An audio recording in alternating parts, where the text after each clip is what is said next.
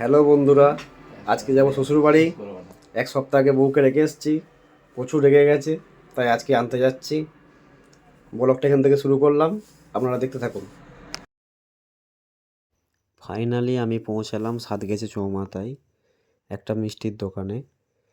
তো এই দোকানটা খুবই পরিষ্কার পরিচ্ছন্ন এবং এখানকার মিষ্টি খুবই সুস্বাদু। তো মিষ্টিগুলো অর্ডার দিয়ে বাইরে ওয়েট করছিলাম যে কখন হাতে পাওয়া যাবে, আর দোকানটা একটু ভিডিও করছিলাম। মিষ্টিগুলো দেখতে খুব সুন্দর লাগছিল। তারপর রাস্তাটা একটু ভিডিও করছিলাম।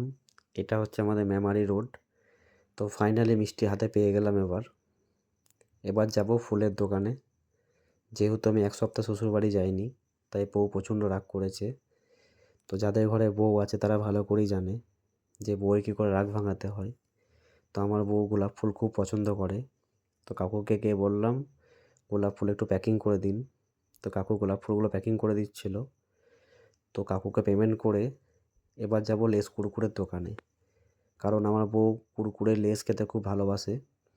তো এখানে এসে লেস কুরকুরে আপনার চিপস অর্ডার দিয়ে দিলাম। কাকু রেডি করছিল লেস কুরকুরে চিপস। তো কাকুকে সব বলে বলে দিচ্ছিলাম, আর কাকু রেডি করছিল। তো আর বেশি দূরের রাস্তা নাই, চলে এসেছি। এটা হচ্ছে কালনা বর্ধমানের রোডটা, আর আমি আছি বুলবিতলা বাজারে। তো ফাইনালি বাড়িতে পৌঁছে গেছি।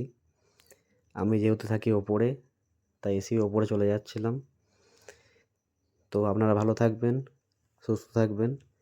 দেখা হচ্ছে পরে ভিডিওয়। ধন্যবাদ।